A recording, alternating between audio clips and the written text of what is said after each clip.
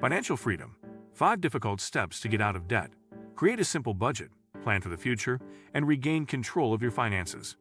Money. It rips families apart, ruins marriages, and keeps people from pursuing their dreams. Money troubles inject unnecessary stress, anxiety, and arguments into our daily lives, which keeps us in perpetual discontent. We never seem to have enough, and living paycheck to paycheck, we can't ever get ahead. But it doesn't have to be this way. We, Joshua and Ryan, know firsthand. The road to financial freedom was a long trek for both of us. Even though we had prestigious six-figure careers, we struggled with money back then, and we weren't financially free for a long time. In fact, it wasn't until we walked away from those careers, after devising a plan, of course, that we discovered how to get out of debt, how to eliminate unnecessary expenses, how to plan for our future, how to master our finances.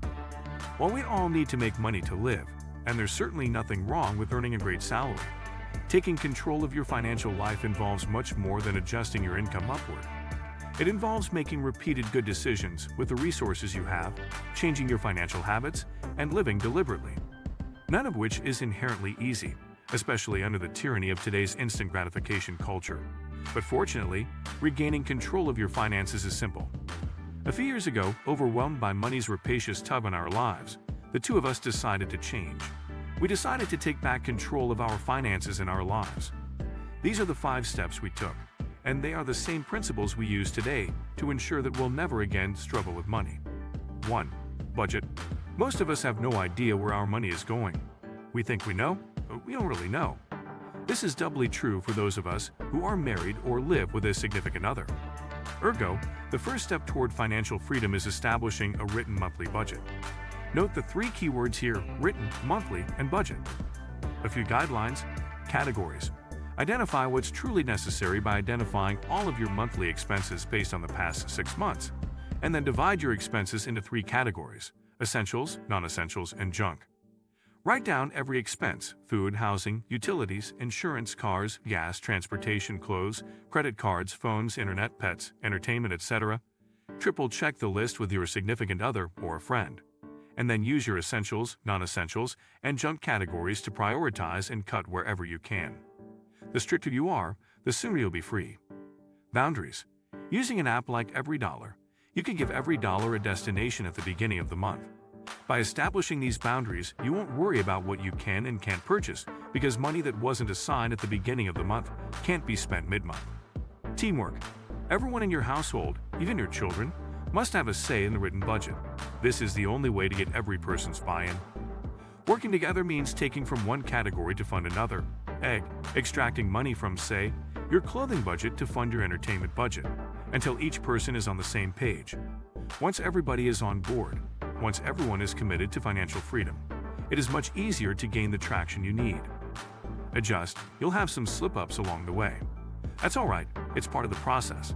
At first, you and your family should scrutinize your written budget daily, and then eventually weekly, adjusting accordingly until your whole family is comfortable with your set monthly allocations. The first month is the most difficult, but by the 3rd month you'll curse yourself for wasting so much money during your budget-less days.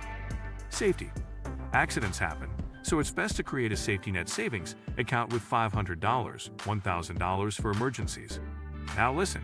Do not touch this money unless there is a true emergency: car repairs, medical bills, job loss, etc. Your safety net will allow you to stay on budget, even when life punches you in the face. Over time, once you're out of debt, step 3 below, your safety net will grow to include several months of income. But for now, worry only about the first $500, $1,000 to start, which you'll want to keep in a separate safety net account to avoid temptation. More on that below. 2. Pay yourself. Invest. Most of us hear the word invest and we panic. Investing seems so complicated, so abstruse, so not something I can wrap my head around. Well, instead of thinking of it as investing money, think of it as paying your future self.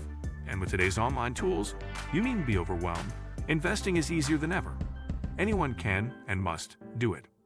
As for Joshua and Ryan, we use online services like Vanguard, Betterment, and Wealthfront for our personal savings, planning, and investing accounts.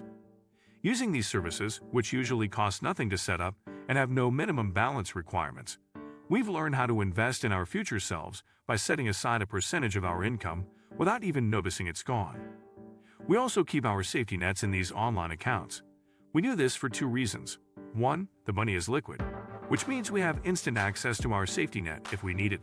And two, when the money is sitting in a separate account, it is less tempting to access than if it's in our bank accounts.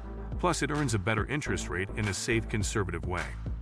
We invest our money into 4 separate buckets using the aforementioned online software: safety net, retirement fund, house fund, and wealth building fund. For complete details, see our retirement planning article, in which we break down how we, as minimalists, plan for retirement and other financial objectives, using screenshots and real-world examples, including statistics and personal figures. Right now is the best time to start planning for your future. Whether you're planning for retirement, wanting to start a business, saving for a home, building a larger safety net, or focusing on long-term wealth building, now is the best time to begin. Not next week, not even tomorrow today. Even if you have no money to invest, you must devise a plan to begin investing in your future self.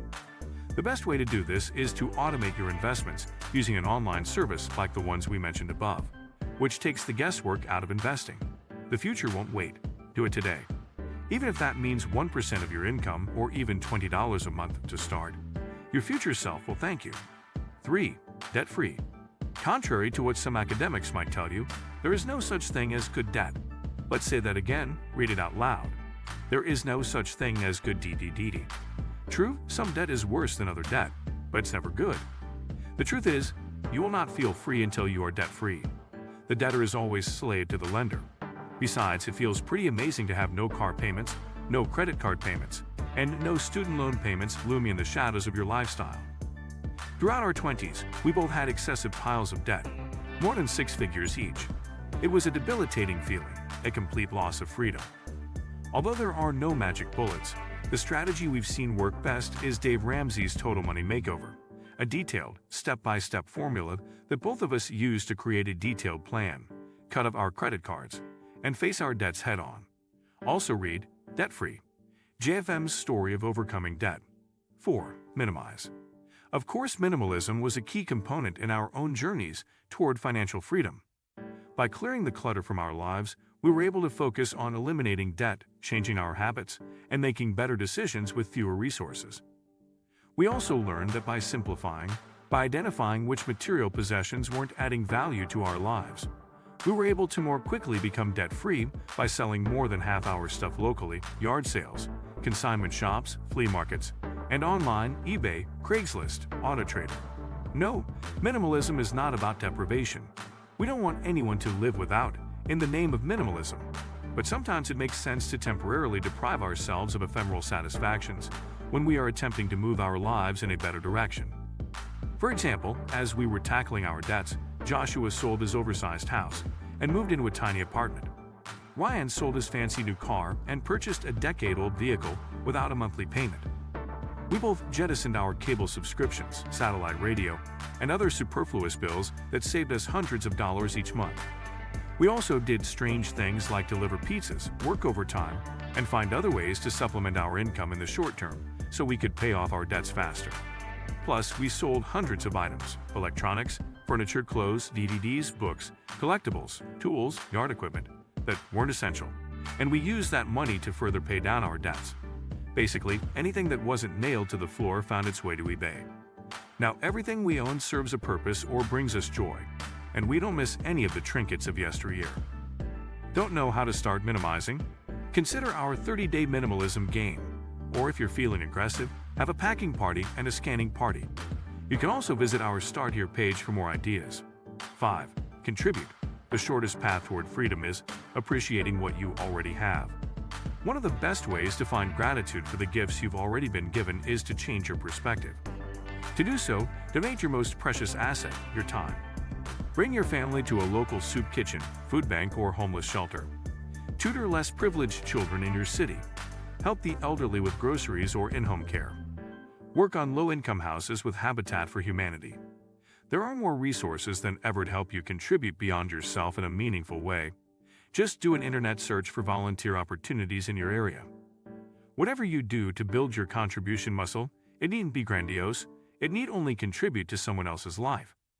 If you do this for a few weeks, you'll realize that your financial problems are tiny compared to many of the problems in the world around you. By discovering the smallness of your financial woes, you'll feel empowered to take massive action and beat the crap out of your relatively miniature problems. In a short period of time, 2 or 3 years, your entire life can radically transform from what it is today. All it takes is a plan, which you now have, determination, turning your shoulds into musts, and consistent action in the right direction.